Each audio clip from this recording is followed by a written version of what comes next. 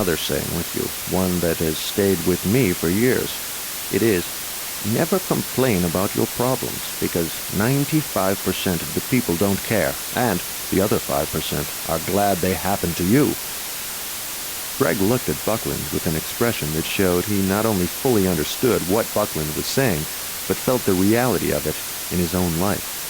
Now he felt even worse about dumping his problems on the older man. Buckland said, I like to prove that saying wrong. I care about people who want to, and are willing to, help themselves. Let me ask you something. In your opinion of life, in general, is the glass half full, or is it half empty? Thinking about the query for a moment, Greg's direct reply took Buckland by surprise. It depends. On what? He asked. Where the glass began, Greg responded. Go on. Greg finished his thought. The way I see it, if the glass started out completely empty and you added liquid to it, the glass would become half full. If the glass started out full and you poured a portion out, it would then be half empty. Reaching into his impressive hand-carved mahogany desk, Buckland pulled out a small notepad and wrote something down. The contemplative expression on his face showed that he was impressed by this unique response to an age-old question. Buckland laid down his pen and twisted one side of his mustache in a thoughtful gesture. I don't know what it is about you, but I like you. Maybe you remind me of myself at your age. Buckland thought for a moment longer, then looked into the younger man's eyes. I think you may have potential. Are you willing to work on helping yourself? If so, I have a friend I want you to meet. If he's a friend of yours, I'd love to, Greg replied, feeling a surge of excitement up his spine. And why is that? Buckland asked, hoping for another unique response. Well, as they say, birds of a feather flock together, and considering how successful you are, I would guess your friends are hotshots too. Well, you're right about that. My good friend Charlie Tremendous Jones always says that you're the same today as you'll be in 5 years, except for 2 things. Buckland paused and gazed at his guest for what seemed like forever. In order to end the awkward silence, the newly open-minded student asked, What 2 things? With a smile, Buckland pointed to the book on the desk and said, The people you meet and the books you read. Think about it.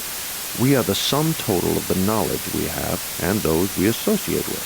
If you read nothing but tabloids, that is what you will know and absorb.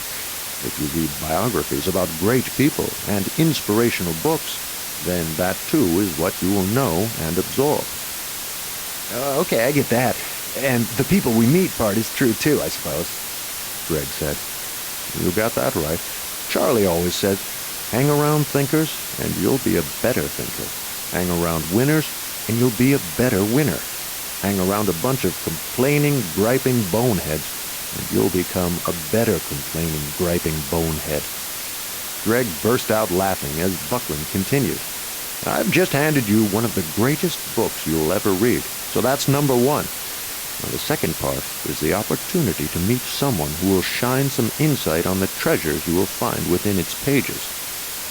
Thank you, Mr. Buckland, Greg said, looking a bit more closely at the book he had earlier set aside. Just meeting you has been a huge gift to me. I look forward to meeting whomever you suggest, and I see you jotted something down while we were talking. Did I say something wrong again? Heavens, no. In fact, you taught me something that I want to remember. Buckland turned the dog-eared notebook so Greg could read what he had just written. Whether the glass is half full or half empty depends on where it began. Another thing I've learned over the years is that all great leaders keep copious notes. In my case, I write short reminders to myself so that I can thumb through them later and instantly recall the entire message. And you just made my book. Inspired by the comment, Greg felt a renewed sense of self-confidence as he shook Buckland's hand. Things might turn out okay after all, he thought. Before he could get too far ahead of himself, John Buckland saw the cockiness returning to his new friend and brought him back down to earth with a question. Let me ask you something. Would I want to meet your friends? Greg just smiled and replied, Probably not, Mr. Buckland. Probably not. Many successful people have found opportunities in failure and adversity that they could not recognize in more favorable circumstances. Napoleon Hill. Chapter 3. Planting the Seed. Rapid knocking woke Greg from a sound sleep the next morning. He had been dreaming about Mia, imagining that she hadn't left him, that she would be lying next to him in the morning. She wasn't. Throwing on a robe, he stumbled through his empty apartment to the front door. Frank, the smiling doorman, greeted him. "This came for you," he said, holding out a package. When Greg reached for it, the doorman snuck a peek into the nearly empty room. He saw a few lawn chairs arranged around a small card table that Greg had borrowed from the building's recreation center. The space looked cold, uninviting, even depressing, far from the swank decoration of overpriced furnishing that had been there just a week earlier. "Thanks," the tenant snapped as he grabbed the package and turned inside.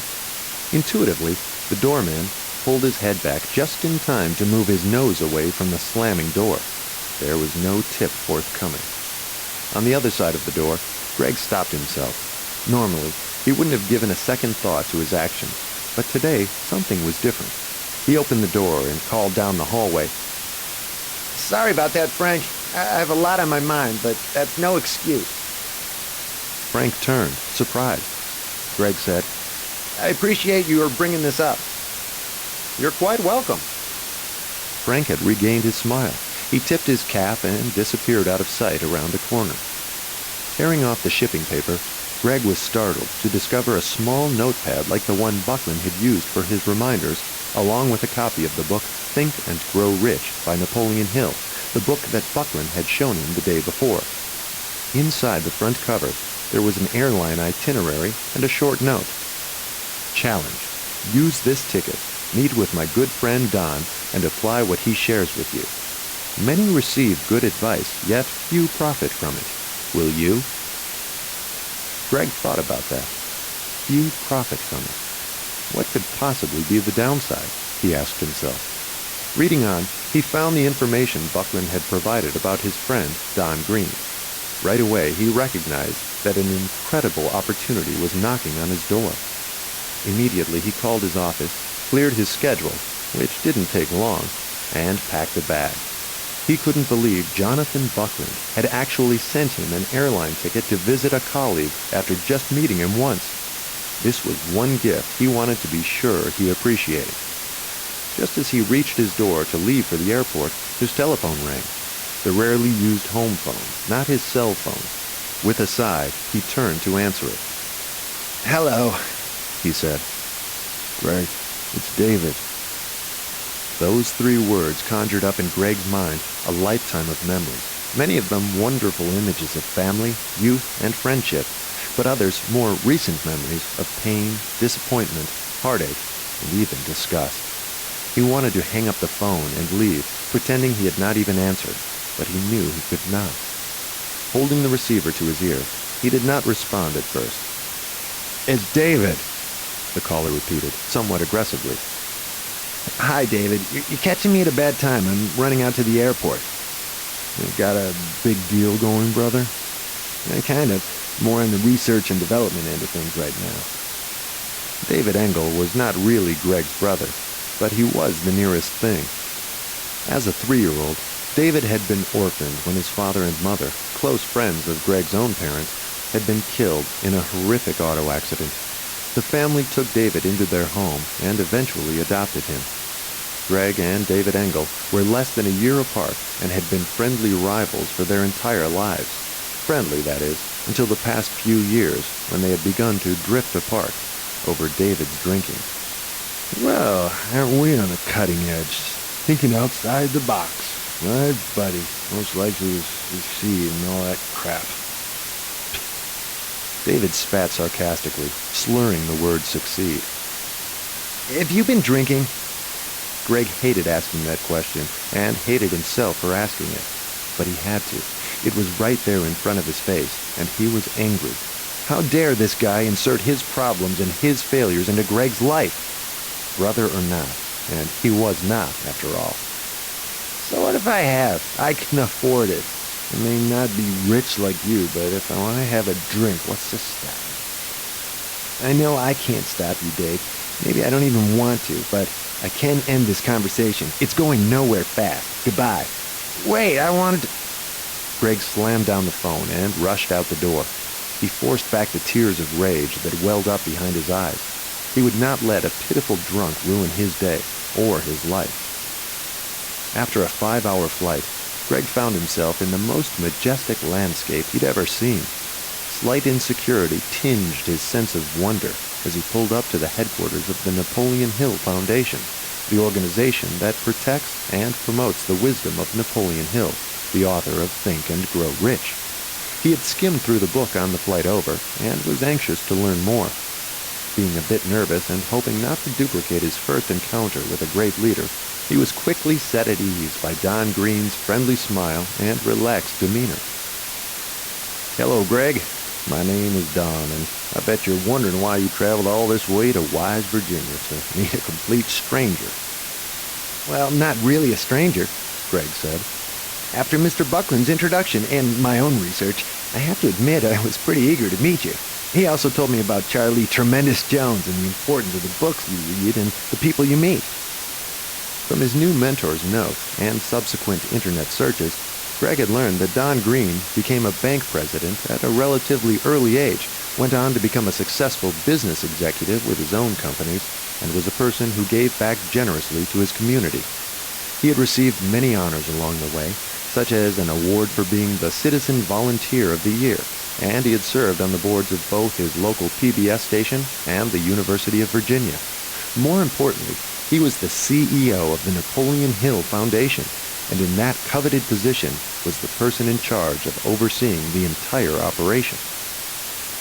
Charlie's advice is very good, and I'm sure Bucky was very kind with the information he provided you about me, Don said. One thing is for certain, I've read a lot of books and met a lot of people. I've studied the principles of success for almost 45 years and have always been interested in learning what makes people truly successful in their field. That is what the foundation is all about. Greg noticed that Green was not bashful about the praise that Buckland had given him. He was friendly and humble, but not disingenuously modest. Don motioned to a chair. Go ahead and have a seat. As they both sat down, the host continued. You must have impressed the old walrus for him to send you all this way. I assume you are on a quest for success. I think he knew I needed a lot of help, Greg said. I definitely want to be successful, but I just don't seem to be getting anywhere. Don was thoughtful for a moment before he responded. I'd like to share with you one of the main reasons, and maybe the most important one, why only 5% of people attain success and why the rest fail to reach their potential. That would be great because I want to become a millionaire. Well, Greg, you might wake up one day and discover that, in fact, you have accumulated $1 million, yet in reality, you still may not have achieved success. Greg looked at his host, somewhat bewildered. As writer Ben Sweetland stated years ago, success is a journey and not a destination. Success is a way of life that you will continue as long as you live. It's about discovering your ultimate purpose and pursuing it with everything you have and everything you do, Don Green stated with great conviction. The reason I help run the Napoleon Hill Foundation is because I want to help people discover their ultimate purpose. But the lesson I'm talking about and want to share with you today is about never giving up and about having the courage not to quit even when you feel you have no other choice. Greg found himself physically pushing his body back into the chair in reaction to such a powerful statement. He remembered he had shared with Buckland his frustrations and his thoughts about giving up. "I am here for a reason. I must pay attention," he prodded himself. Greg noticed the young man squirming. Realizing he must have hit a nerve, he continued in a more reassuring manner. I see you have Think and Grow Rich in your hand. Let me tell you about the history of that book. It was first published in 1937 and has sold many millions of copies around the world. It has more life-changing lessons in it than any other book I've ever read. But the lesson of never giving up is one of the most important. I think you'll like this book, Greg.